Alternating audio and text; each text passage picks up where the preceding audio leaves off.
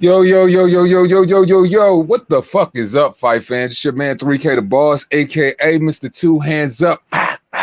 You already know what it is, man. Sorry I'm late. Sorry I had to push the live back this morning. You know what I'm saying? I had mad fucking work to do.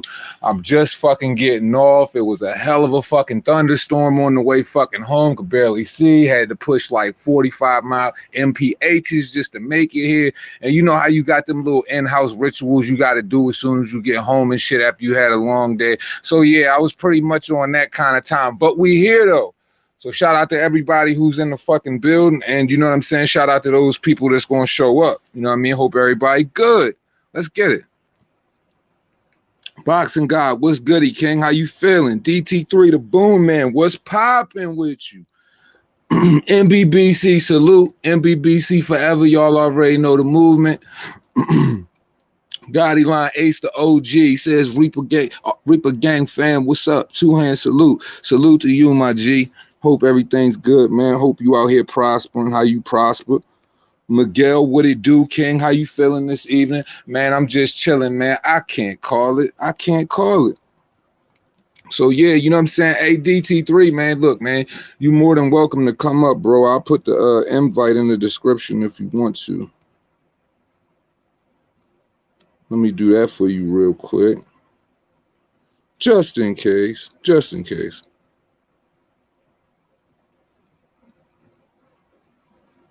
Post this shit.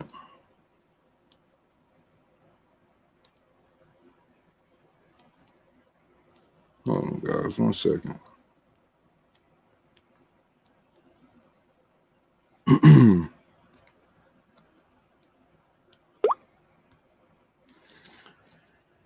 There you go. The motherfucking link is in the chat. So, all right, man. So, look, man, we already know what time it is, man. We're coming up on the purse bid with Shaun Porter and Terrence Crawford. We already know that Terrence Crawford is the WBO 147 title holder, and you know there is no way for him to back out of this situation. So, the only person that could back out is Shaun Porter. So, this thing is revealing for two absolute reasons. For one, it's a fucking great fight that we want to see, and for a bunch of people that have, you know, a bunch of iffy shit to say about Terrence Crawford, you know, this is their so-called measuring stick for his so-called success at 147, and basically, you know, 147 defines Terrence Crawford as a fucking fighter, a complete fighter. To some of these clowns out here, you know, they need to see this. But we already know what Two Hands' belief is. I believe that Bud knocks him the fuck out. 5 to 6 rounds, typical Felix Diaz type of work.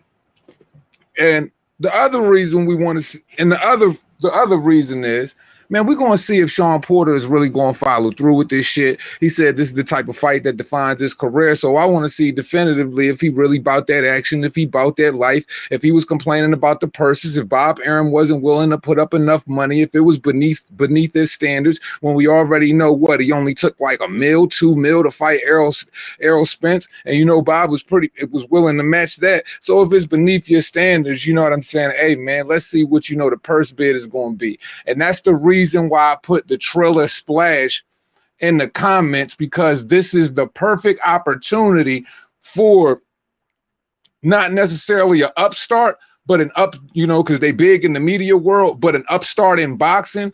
Man, it would be major if TRILLER just go ahead and make that splash, go ahead and dive in, put up the biggest fucking bid, because you know you only got a one shot at it. Whoever gets the biggest bid, they're the one who's gonna host the fight. So if TRILLER gets this fight, man, this could be a monumental night for him, and they could just stack the fucking card. So if there was any time for TRILLER to make a splash, because I was never really on board for the Teofimo Lopez, George Kambosos shit. Like, I didn't feel like that was a big fight, but I definitely feel as though Terrence Crawford versus Shaun Porter could be a major sell for him, and the type of promotion and the little innovations they be doing with their little fights and they fight cards, they commentary, etc., etc. This could be a major look for TRILLER, and this could be a major look for Terrence Crawford. And believe it or not, because may the best man win, it could be a major look for Shaun Porter as well. So, Shelton Moore, salute. What's goody? Said I got $450 bet. Bud stops Porter on 7-11. Man, that's a good bet. Because I mean, like, look at Shaun Porter, like, look at his entire, you know, career. Look at his whole, just look at the style of a fighter he is. His whole stylistic makeup. All he does is charge forward, and we already know.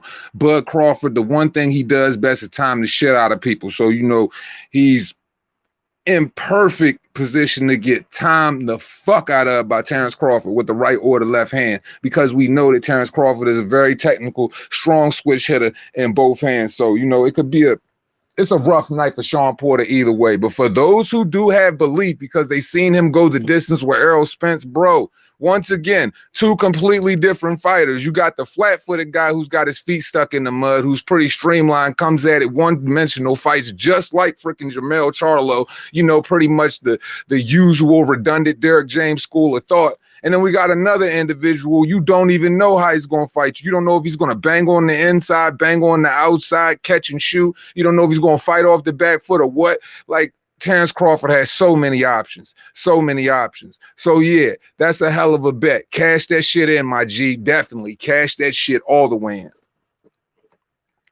Easy money. And once again, for those who don't know, easy fucking work, man. He said, I'm going to give Porter 9 rounds.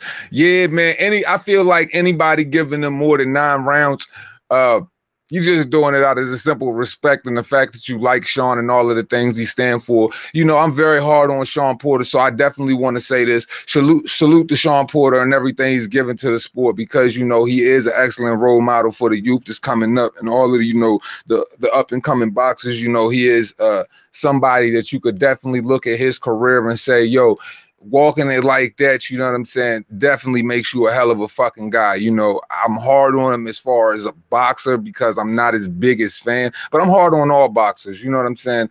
And I'm just hard on fake shit regardless. But as far as an individual, Shaun Porter's a hell of a guy. So if I've never done that on Reaper Gang Radio, I definitely want to salute to his success, his father's success, and the career that is Shaun Porter, because he's a gritty dude. He's willing to get in there and get nasty. He bites down, grits, and bears it. So for those reasons, I definitely got respect for him. But we already know I flame the fuck out of that boy. I repeat, I flame the fuck out of that boy. Okay, let's see what's popping. Sheldon, what's goody? 2 hands, my man. What's cracking with it? Hey, man, I'm coolin', man. Just another day in the life, man. How you feeling, Brody? Just got off, man, on my way home from work.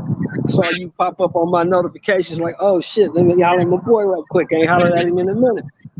Yeah, man, it has been a little minute, man. I've been on a little hiatus, but you know how life go, though, man. Yeah, me too, man. Real life show up, motherfucker had to get back to work, so your time is limited. You know what I'm saying? You got to get to that paper. That bag is what's most important. Most definitely. You know, you got to get to the bag, and that's what I try to stress the most. So, you know, anytime my time is tied up, is most definitely going to be tied up behind the bag. But when it comes to that boxing thing, man, I definitely try to make as much time for it as I can. You know, unfortunately, I had to get my little month on the sideline or whatever, but I'm trying to pick up the speed a little bit. We trying to pick it up just a little bit. Well, let's hope Porter go ahead and take this fight, man. I already got one of these dudes locked in for 250. I say Crawford gonna stop him inside of 9 rounds. I don't see him going past the 9th. Sound effects of him going down gonna be like ba-doom-doom. Because it's gonna be a knockout, bro. It's gonna be a knockout. It's gonna be a whole tailor-made. He's tailor-made for Crawford, man. He head down, winging wild punches. He got good footwork, but he comes straight in. He comes straight ahead. He's trying to cut the ring off. Bud just gonna time him, raise him up with one of them uppercuts, and sleep him with the right or the left.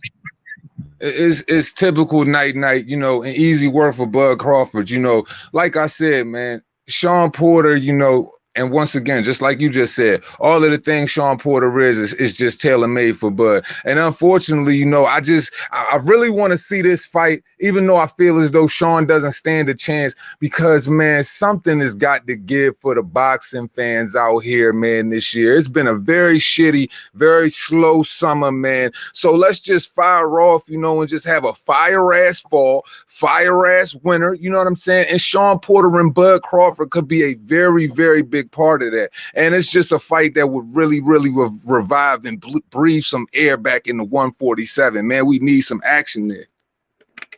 That's right. That's right, man. I've been hearing some real good things too. I heard something coming out of England a minute ago. I heard that Eddie Hearn reached out to Broner people. They trying to make that Broner kind of Ben fight. I would love that fight. I think that's perfect for the youngster. Definitely, definitely. After that Sammy Vargas fight, you know what I'm saying, going down in what, the first fucking minute of the fight or some shit like that, man, yeah, man, I definitely want to see that big step-up fight for Conor Benn. And if they get Adrian Broner, man, that's a good learning lesson for him, because one thing I can say about Adrian Broner, you know he's going to be on the back foot, not throwing a bunch of punches. He has excellent defense, so I feel like it's a lot that Conor could learn from. He could be patient, you know, show some resilience, and actually show other levels to his game, because we already know chicken feet, what he going to be doing, backpedaling and shit like you on a fucking bike. Yeah, but the thing is, you got to remember, you know, one thing about AB, he can fight. And if you come in there slipping, he'll catch you with one. So Conor gonna have to be on his game. You can't come in there underestimating AB. For sure, and that's why I speak that he's going to have to show a level of patience. But if I made it sound like AB can't, it ain't that. AB's definitely, you know, superior in his skill set. I've always been high on AB, and he's always been the type of person that'll fight anybody. It's just unfortunate, you know, that the antics caught up with him. He never stayed on par with his weight, because he was definitely a talented fighter that could have been like the marquee player of this generation right now. He could be whatever Floyd was then. He could have the youngins underneath of him looking up and having the biggest fight cards, but it is what it is, man. But it is a good fight, and that could be a resurgence for Adrian Broner as well. I ain't even looked at that aspect of it. Yeah, I mean, you know, it's a good fight for both the guys, you know what I'm saying? I would love to see, I just want to see good fights, man. I would like, this is how I would like it to play out for my man. You know, Crawford's my number one guy right now. I would like to see him go ahead and beat Porter. After that, seeing that you know, if this fight goes to purse bid, let me ask you this, Reaper. If this fight goes to purse bid and Bob don't win the bid, right? Does Crawford still owe Bob one more fight? No, from what I understand, from what Red and from what Bernie was saying on Bernie the Boxer's channel, Red was basically saying that they've got to either come up with a fight for Bud, I believe, by October or November. I'm pretty sure it's November, the first week of November. If they don't have a fight for him by then, man, he's walking out. He's out of the contract. So either way, they got to put something for him, put something together for him right now. If this doesn't fall through, Shaun doesn't take it. If Top Rank doesn't put a fight together for him ASAP, Bud can walk straight out the door in November. So either way, it's a win-win situation for Bud Crawford, because he get a fight, you know, that everybody wants to see, and that people are trying to, you know, measure his character at 147 at, and on top of it, it's a mandatory $4 million that goes in his back pocket. So hey, man, it's a win-win for Bud Crawford. I'm just ready to see that man get the shackles taken off of him, and I want to know what's next on the list for Bud Crawford's career, because that Top Rank shit and how they moving with him, that just ain't it. Right, and you know it's an extra. It's $5 million, because he gets an extra $1 million for every fight that is not Errol Spence. You know that part, right? Nah, I didn't know that. Yeah, he gets an extra $1 million for every fight that is not Errol Spence. So he's making 5.5 per right now. But I would like to see him take that fight. Not to cut you off. Yeah, go ahead, bro. Let me ask you this. So if he gets an extra $5 million for anybody that's not Errol Spence, was there like a stipulation in this contract that they were trying, like, guaranteed to get him that fight or some shit like that? Yeah, that's the reason why he re-signed with Bob, because Bob told him he's gonna get him that fight, and that's the stipulation they put in the contract. That's what got Bob so pissed off, because I got to pay this dude 5.5 no matter who he fights, and I don't, Bob don't like that. Yeah, man. Bob's a very shrewd dickhead, man. He's one of these promoters that operate real old school, and nobody's ever going to break that. And if it don't go his way, man, I don't even want to get started on that dude. We know how he moves. Right. So I say this: go ahead and beat Porter, right? Then I say fight Virgil next in Texas. That's a big money fight. That fight will bring in some money. People will buy that fight, right? That's huge. Beat Virgil, then go to Scotland and beat Josh Taylor. What you think? God, hey, that's a move. You want to know what's crazy? Because I literally just put out a poll the other day, and I asked if anybody could see a major fight open up in 2022 on New Year's weekend. Virgil Ortiz versus Bud Crawford was on that list because that's a realistic fight that can be made, by January or some shit like that. So realistically, I would like to see him entertain that fight next, because look, man, if nobody's going to come to the beast, man, you got to go find one. The kid's active. He's showing that he can beat the guys. He's even starting to walk in your footprints, beating Kavaluskas. So, man, go ahead and just, he won it. Hey, if you keep campaigning for the ass whooping, go ahead and give it to him. And the Josh Taylor fight's available. Like, all of those things could definitely cement Bud's legacy. So that's all I want to see for him, man. I just want him to get the recognition that he deserves, because he definitely that top pound for pound dude that people are definitely throwing hella dirt on his name for reasons that are out of his control. Well, you know what that is, man. A lot of that is just bias. People like who they like, which is nothing wrong with that. I like Crawford. People like Errol. I like Errol as a fighter. That was a great fight, but Errol's on the shelf right now. Won't be back for about a year to 18 months, in my opinion. I don't know about nobody else, but a detached retina is a serious thing. So he's on the shelf. Go on and wipe these dudes out. Get these dudes out the way. So when he does come back, if he comes back to 47, because I don't think he will, after a year layoff, I don't see him coming back to 47. Fight Errol, or meet Errol up at 54 and get him there. For real. Or this is what I feel like he should do. I feel like he should exercise that WBO right and go up to 154 and fight, Brian. Hold on. Brian Castano got the WBA, right? Or the WBO? He got the WBO, brother. Brian Castano got the WBO. Exercise your right, move up, fight Brian Castano for that WBO, and try to get in position to fight Jermell Charlo for the undisputed at 154. Would that not be beautiful? I would love those fights. That would give me my boxing fix for the next year. Bro, that would be a hell of a fucking year. And the thing about that shit is, all of that shit realistically can happen. So who knows? Hopefully, when he gets fully in the driver's seat of what he's about to do when he walks out of that top rank door, hopefully these things will come to fruition, because I definitely see big dollars and major possibilities in that Virgil Ortiz fight, because contrary to what everybody believe, man, I see the energy around that kid. I see it out in, the Texas, in the West Coast area, down south, towards Texas, Arizona, Vegas, and all of that shit. I see how the Latino community support him. And he's a showstopper. So at the end of the day, man, if you put that fight together, it's definitely going to sell. Hardcore and casual. I feel like that fight is going to sell, man. I just think that the fans are truly waiting for something that truly benefits their dollar before they throw it out there. And I don't think the shit that they kick, and I think the shit that they've been kicking, that shit has been determined to sell. Yeah, it's going to sell. It's going to sell because people want to see the fight, and I hate to say this, man, but it is the truth. Don King said it best. You know what I'm saying? The race shit sells. It sells. You know what I'm saying? And people pushing for this Virgil Ortiz fight. Don't get me wrong. Virgil's a great young fighter. I love Virgil. But one of the underlying reasons people is pushing for this fight. Talk about it.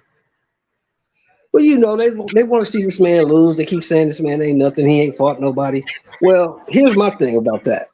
He ain't fought nobody. Okay, so since he ain't fought nobody, why don't you be the somebody that he fights? Why is it so hard for somebody to want to go over there and get that strap off of a guy who can't fight? He ain't fought nobody. He weak. He got dropped by Mean Machine. He chinny. So why don't you rush over there and go take that strap? That's what I would do.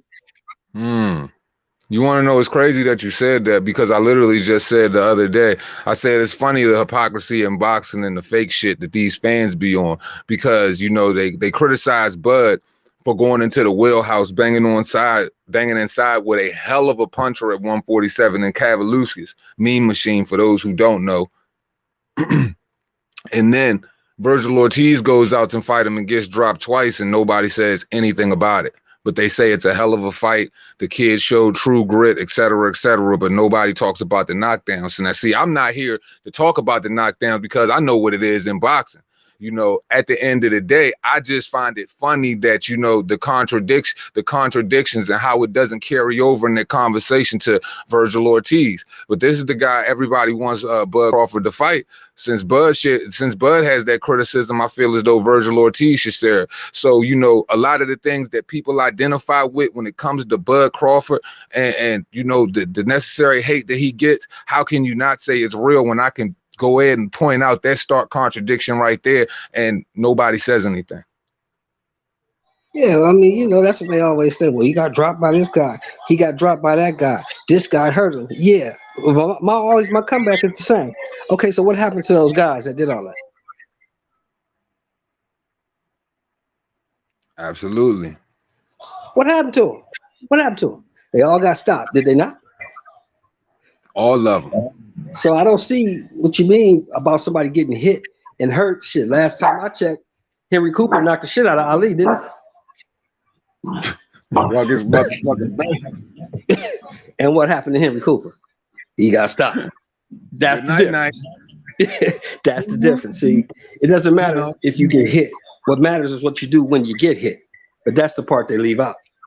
You know, my thing is, I thought you pay attention to the totality of the rounds and the totality of the fight. You don't sit up there and try to sing out, you know what I'm saying, 1 minute of a 2-hour freaking movie. You know, that's what trips me out, because it's just like no different than Devin Haney. You know, we know no matter what happens, if you're going up against Jorge Linares, we know one thing about that right hand: that bitch is going to find you at some point in the evening. So eventually what we all know is going to happen. He gets caught, wobble legs, recovers, but he pitches the shutout performance. The criticism is there. My thing is, how did he perform against a multi-division world champion? But see, that's not, it's always a comparison when it comes down to who people favor. My thing is, man, I try not to digest that shit, and all my subscribers, I try to make sure it's known that, yo, we not digesting no parts of that bullshit that these motherfuckers is trying to plague and sprinkle on, you know what I'm saying, the YTBC. I make it a point to let it be known, man, if we're going to be real about boxing, we're going to be real about all aspects of it, and the favoritism got to be left at the front fucking door, because that shit just don't fly over here, man. And that's facts, brother. It's a fight, man. It's boxing. You know what I'm saying? You got to look at the sport for what it is. It's the hurt business. People get hurt. But do they stay hurt? Do they quit? Do they give up? Or do they make an adjustment, come back and get rid of the dude? That's what you got to look at. And people don't take enough stock in that. You know what I'm saying? Sheldon, I want to ask you a question. Has this ever crossed your mind when it comes to, like, say, the Virgil Ortiz, Bud Crawford situation? Like, say Bud Crawford and Virgil Ortiz does fight. We know how old Virgil Ortiz is. We know how old Bud Crawford is. What if Bud Crawford gets in the ring with this individual and he just washes him? Do you believe that they're going to have that same shared narrative that Floyd Mayweather had when it came to Canelo? Oh, Floyd took advantage of him when he was too green? He's 23, right? Mm-hmm. That's your answer to your question. Oh, he was too young. He wasn't ready for Bud. But we've been telling you that. We've been telling you since the night he beat Hooker and called out Bud. This dude is not ready for that guy. Nah, he's ready. He ready. Okay. If y'all say he ready and he say he's ready, put him in there. Let's see what happens. If he's campaigning for that type of ass whooping, man, go ahead and just let him get elected for it. You know, but it's just funny to me, you know, people's take on it. Because at the end of the day, you know, I feel like that's just going to be the general response. Oh, Bud took advantage of somebody that was too small. Because right now, this is what I'm hearing. People are acting like Virgil Ortiz is really the 147 boogeyman, you know, the Achilles heel to Bud Crawford's process. Because this is what they say. Bud better fight him now before he get too dangerous. What do you mean? So, okay, so if Bud jumps on him now, y'all gonna say he try to take advantage of him too early. If Bud don't get on him, if Bud fight him later, y'all gonna say Bud took too long and he tried to duck him, etc., etc. So the politics is never gonna balance out. It's never gonna be even killed. Somebody gonna find some weird shit to say to try to diminish any part of that man's victory if that's what comes out of it. Not saying he wins the fight because we don't know. They ain't in the ring. Well, see, my grandmother told me this a long time ago, Reaper. She told me, if a motherfucker don't like you, there really ain't nothing you can do to change that. These dudes don't like Bud for some reason. Maybe they just love Errol. Maybe they just don't want nobody challenging their guy because their narrative is that Errol Spence is the best thing since sliced bread, which I don't really see that because, in my opinion, he really ain't fought nobody. I mean, let's look at this way. Let's look at Shaun Porter. Shaun Porter's a dog. Shaun Porter's a hell of a fighter.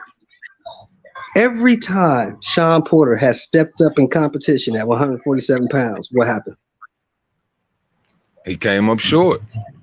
Okay. Danny Garcia. They say he's a walking, talking Hall of Fame fighter, don't they? Absolutely. Tell me what 147 pounder that's legitimate Danny Garcia beat. Danny Garcia has done nothing significant at 147, and at 140 pound, all he did was fight over the hill greats.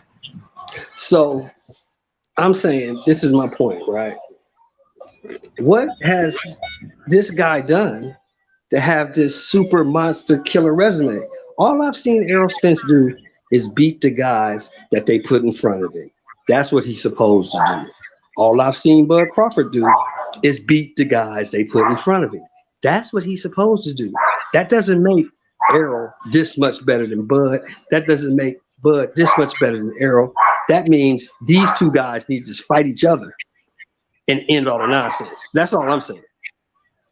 It shouldn't be that difficult. I wish it was that easy, but other entities try to make it so hard. And the crazy thing about it is, it's crazy. No matter what division Bud Crawford was in coming up, you know, whether it was my man from the Ukraine, Victor Postal or whatever, whether it was Felix Diaz at the time, Gamboa, Prescott, whoever. Like, people always try to say before he fought him, they was at the top of their list. After he fought him, you know, all of a sudden, you know, they all trash. You know, but I remember Victor Postal was like the toughest thing at 140 pounds. Nobody wanted to fight that dude. But when Bud fought him, he completely dismantled him, took everything away from him. When Josh Taylor fought him, he had trouble. When freaking Jose Ramirez fought him, he damn near lost. And don't forget that Danny ran from him. Like a fucking track star. Called Danny Garcia Flojo. But you see, none of that stuff is ever brought up because it doesn't fit the narrative. You feel what I'm talking about? It don't fit the narrative. That's all that's about. You know what I'm saying? I'm trying to push this narrative. Like 2 pounds. And I thought we were sensible enough and intelligent enough as hardcore boxing fans to understand that when you see certain fighters, you see them in what's called a showcase fight. All it is to showcase their abilities and give you some type of eye candy, so it gives them highlight reels the next time you see them in their next event. It is not about, them fighting competitive, opposition, because I can look at a lot of Errol Spence opposition and tell you a lot of those guys were a bunch of over the hill dudes that he was supposed to knock out at that time. They were coming, you know, even Kell Brook, he just fought freaking Triple G. His orbital was already broken, so it was going to be easy for him to break the other one on top of that. But let's be serious. This man couldn't knock out a lightweight. He went 12 rounds with Shaun Porter, beating that man all inside his nuts. and he went 12 with Danny Garcia, and all of those individuals were touching him up, if you want to be honest, except Mikey Garcia. So really, what has Errol done significant in the past couple of years? I mean, this dude hasn't stopped anybody in God knows how long. I mean, you know, and not to shit on Errol. Errol's a champion. He's a 2-belt champion. Errol's done what he's supposed to do. I give him that. But I'm just saying, I don't see this killer resume that everybody else sees. I just don't see it. Danny ain't beat nobody. Shaun loses to all the guys that are supposed to be his equal or better. Mikey should have never been in the ring with him. He's too small. Lamont Peterson was too small. And here's the caveat, bro. Let's just take Errol Spence's last 7 fights. The last 7 fights. Which one of those guys would you put money on to beat Crawford? Not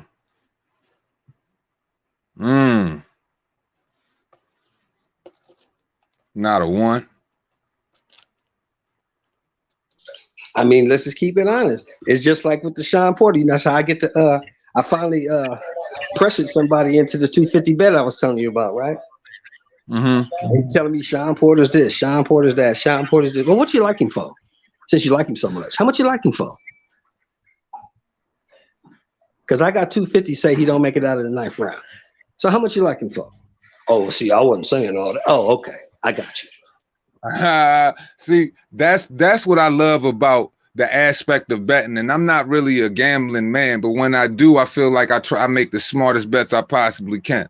But when it comes to a situation like that, that would fuel me to put the bag all the way up. Because if you feel so confident in Shaun Porter, and this is the one that's going to make him break him, and all your little weak ass headlines when you making your videos is Shaun Porter going to do this, he going to do that, then put your motherfucking money on the wood. Because I got 5,000 right now saying that Shaun Porter don't make it past round 8 with Bud Crawford.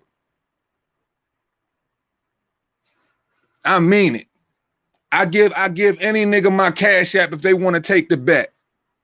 Take it down right now. 2 Hands got 5 bands. If anybody believe in Shaun Porter that much, he ain't gonna make it past 8. Crickets. Because see, that's the thing.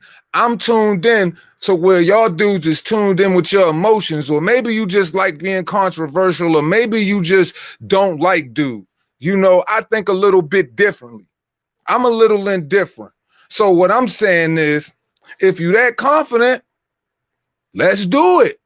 Because at the end of the day, I watched a fight with Felix Diaz like that a bunch of people laugh at me when I bring it up and try to make comparison and just fighting styles. When you watch the Felix Diaz fight and you watch any of Shaun Porter's fights, you see the same exact individual with the same exact style. And I watched how Bud Crawford dealt with it, and he dismantled him. And there's a very underrated victory that nobody gives Bud Crawford his credit for, but he dismantled dude with the same exact style. Shaun Porter coming in the exact same way. The only time Shaun Porter switched tendencies, or you've ever seen him switch tendencies in style, was against Jordanius Ugas, and that's because he was getting his ass whooped. So he went fleet of foot on the back foot, and when shit wasn't going right, of course you're going to say to whoever at the end of the fight, because since you on the back foot, of course you're going to say, oh, I needed to use a different style for this fight and adapt.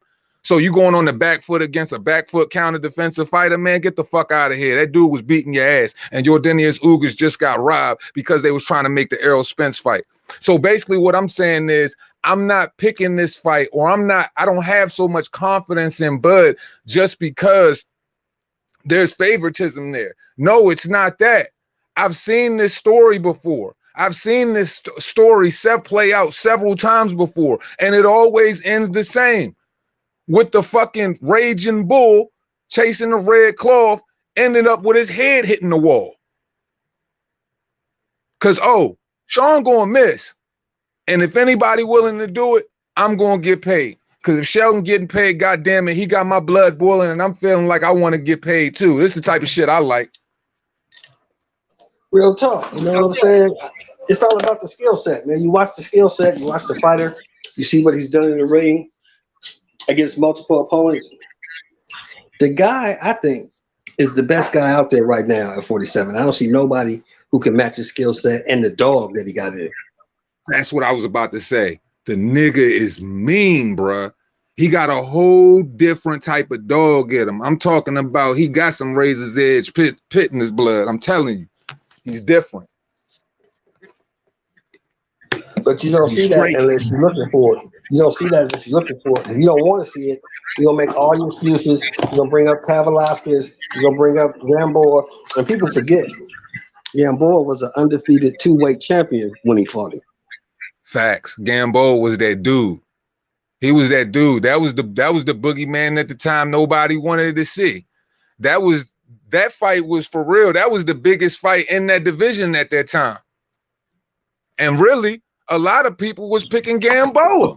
They wasn't even sure if Bud was gonna come out with a victory. Everybody let's be serious. Everybody was picking Gamboa. Facts. Like niggas wasn't on Bud, niggas wasn't jocking Bud like that. I don't know if it's just the type of individual Bud is or whatever, and people don't play to him. Because here's one thing I can say about Bud Crawford: great family man or whatever, but a very introverted individual when it comes to the outside world. He's extroverted when he come to people that he rock with, his family, his friends, his loved one. But when it come to giving himself to the public, he's not really big on that. So I feel like people might mistake him a little bit because they don't know how to gauge him. They just like, here's this quiet dude that just stump everything or whatever. I don't know.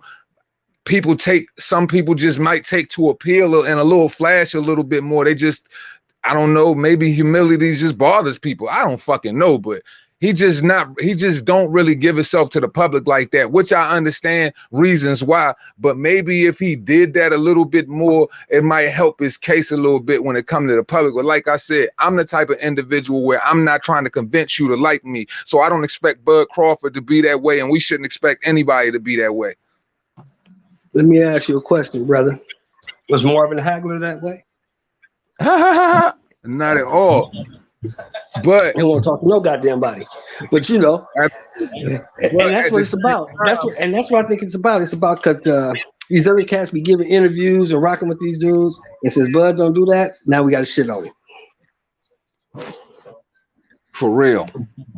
And it's just like, you know how reporters feel about that stuff, and especially in this era right now, because it's you scratch my back, I scratch yours. You'll never hear a bad headline about any of these fighters because they got their little relationship. So especially a person who don't want to talk or whatever, they probably gonna fly a bigger flag for the other individuals that are talking to them because they're benefiting from that. And you already know you're not benefiting from no Bud Crawford if your intentions ain't genuine. And these are facts. And one thing I can say, there ain't shit that's really genuine about the media, bruh. That's why I say, man, if you got somebody that you grew up with, man, that's a media dude, bring him with you, because I don't trust him, and I understand why Bud don't trust him, especially in boxing.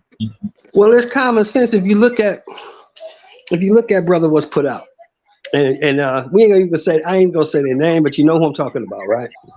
For sure. You say we support all black fighters, do they not? Mm-hmm. So if you support all black fighters, last time I checked, AJ black. 100% black. 100%. What's the boy? B Hop, little B Hop is black. 100% black. Dillian White is black. That's motherfucking concrete. You know what I'm saying? So why you shitting on these dudes when you supposedly support all black fighters? Now, is it that you support all black fighters, or do you just support the black fighters that you like? Because if you said that, then I'm cool with that. But don't say you support them all and then you shit on the ones that you don't like. I just don't get that. And that goes back to exactly what I was just saying. That level of favoritism even trickles down to, the social media, sports media aspect of it, because they even, you know, they even build a lot of their conversations off the back of their favoritism and not even being don't even constructively criticize those who they have those relationships with. But when it comes to somebody who's in that same weight division, they look at it like a op, like, you know, in the opposition, because they're not willing to deal with them, or they don't deal with that, or they don't deal with that dude. So they just go out of their way to talk bad about him. But my thing is, it's completely contradicting and 1000% hypocritical to everything that y'all stand for. Y'all would be a necessary evil if y'all jumped out there the right way and you did things with, you know, integrity, but they don't do that, man. So it's just like I said, they can do whatever they do over there, but it's only so long, you know what I'm saying, that shit is just gonna continue to keep traction, because, man, look, man, it's always revealed when people meet up in the ring, man. It always shows in the ring. That's why they call it the four corners of truth. Four Absolutely. sides. It's gonna tell the truth. The truth is gonna come out. You know what I'm saying? I just can't wait for the fight. Really, to be honest with you, I can't wait for the fight because I just want to see the narrative after the fight, especially this Porter fight. Yeah. Oh, Porter was wise. EJ already softened him up. EJ leftovers. I didn't expect Porter to win anyway. I was just riding with him because I like him. It's gonna be all kind of bullshit out there. We know it, bro. We know it. That's why I feel like the real fight always starts after the 12th round. When you hit the post press conference all the way up until all the little videos that's presented in the live streams, that's when the shit gets on some General Hospital shit. Just get your popcorn ready, because the narratives is going to come. But guess what?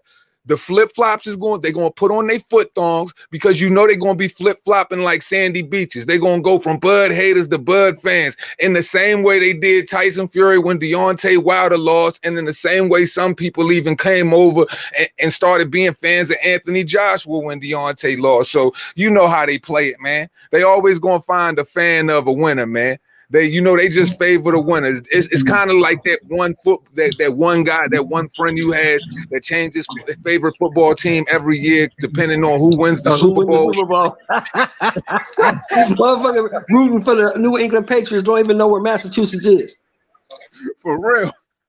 Ain't never been out Boston in his life. Don't know the first thing about Massachusetts. But he just rooting just cause, man. He got to be with whatever's hot. He just can't stand the thought of an L. It kills him. So he just going to be he went from New England to Kansas City all in a day's time, man. Man, exactly. You know, and to the Wilder thing, man, you know, we was talking about that a minute ago. I don't really have a personal problem with Wilder. I think Wilder's great for the sport. Wilder's exciting. He gets knockouts. He talks shit. I like all that. What I don't like is a motherfucker who gets beat and then tries to find 27,000 excuses to the reason why. Nigga, you got beat. You didn't train hard enough. You ran to a dude that would fight better than you, and he beat you. Go to the lab, get better, fight the nigga again. That's all you got to do.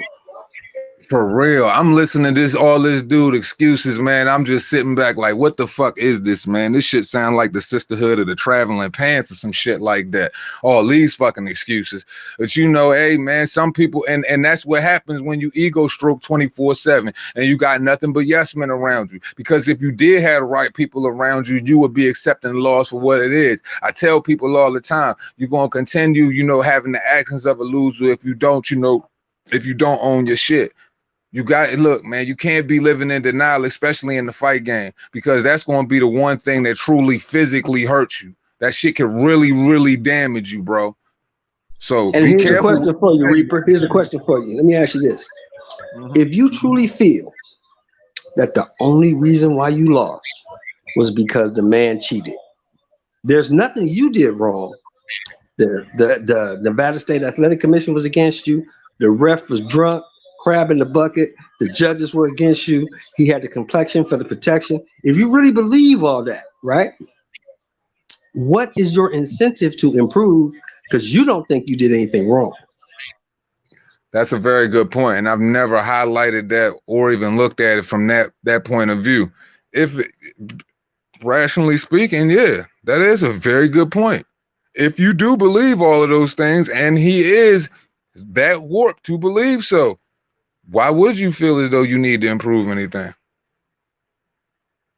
Why would you? You didn't do nothing wrong. He cheated. That's a good point. He couldn't beat you straight up.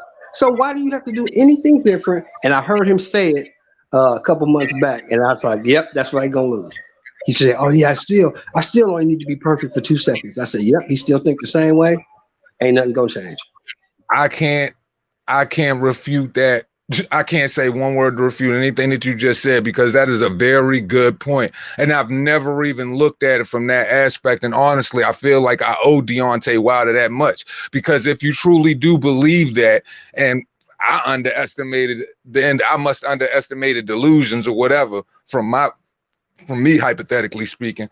If he truly does believe that, then what individual would feel as though they need to change? So yeah, in that regard, I back off. I mean, for real. I mean, it's just common sense. If I don't think you better than me in any aspect of my game, and the only reason you beat me is because you cheating, all I got to do is eliminate the cheating, and I'm gonna whoop your ass. But if I remember the first 2 fights, the first fight was a close fight. Let's not get that twisted. It was a close fight because he had the 2 knockdowns. In the totality of the fight, neither one of them was really doing too much. So the first fight was close. The second fight, you got completely dominated.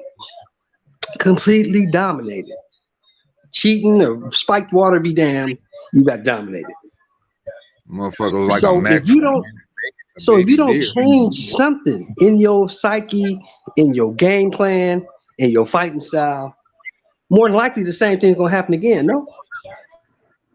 Hey man, the law averages tell me, man, shit, history would definitely repeat itself. So I'm just hoping that the brother is capping, just trying to sell the fight. And he's actually working on his game. He's actually trying to do things differently, because to be honest with you, I want him to beat Fury. Because Fury don't defend his championships when he win them. Fury lies a lot. Fury ducks opponents. Fury, to me, is just not good for the sport, man. I just don't like the guy personally, just the way he comes off. He is 100% a household clown. I will give you that. These are facts. I'm not the biggest fan of Fury myself, so I won't argue with you there. Yeah, I don't like the guy, but he can fight. And if you ain't ready, he'll probably beat you. Oh yeah, he stomp a mud hole in your ass, probably. Oh, he definitely gonna beat that ass. Underestimate him if you want to. Oh yeah, he coming with something different this time. Now he know he could do it both ways. Underplay with it if you want to. But shit, man, I'm ready to wrap this up, man. I need to put some food in my gut, man. Well, thank you for having me, bro. It was good to talk to you, brother. Thank you for having me. This was a great fucking conversation, man. We definitely got to do this again, man. You're more than welcome anytime you see me on, sir. Man. Yes, sir. Brother, have a fantastic night, man. You too, man. Be safe, man, and enjoy the fights this weekend. All right, for sure, man. You too. Bless up, bro. Yes, sir. Yes, sir. Hey, Reaper Gang, man, appreciate y'all for coming through. I see there was a question down here that was asked that I didn't get the answer. And for all those questions that were asked earlier that I didn't get to, I was caught up in the conversation. Hopefully, y'all got a lot up out of that shit that we was talking about. Definitely felt like it was a good conversation. So I just wanted to say I appreciate all y'all. And sorry if I didn't get to it. I try to make as much time as I can to try to balance out both and make the show run as smoothly as I can for y'all. But definitely appreciate everybody for being in the building. A lot of great constructive criticism here. A lot of great, questions asked in the chat. A lot of, a lot of great statements that was made in the chat. Definitely appreciate y'all, man. Without y'all, this show ain't shit. So yeah, man, definitely appreciate y'all. But I definitely want to answer one question before I go. I saw one up here. 1 second.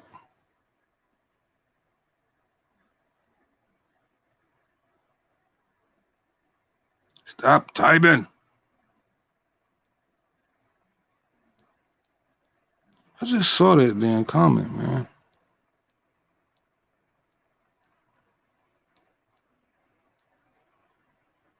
Okay, well, I guess I'm not answering the fucking comment then. Because I can't fucking find it. I'm tired of looking. Oh, here it is. Shout out to Marion G. He was like, you think that the Fury Wilder fight is still going ahead in October?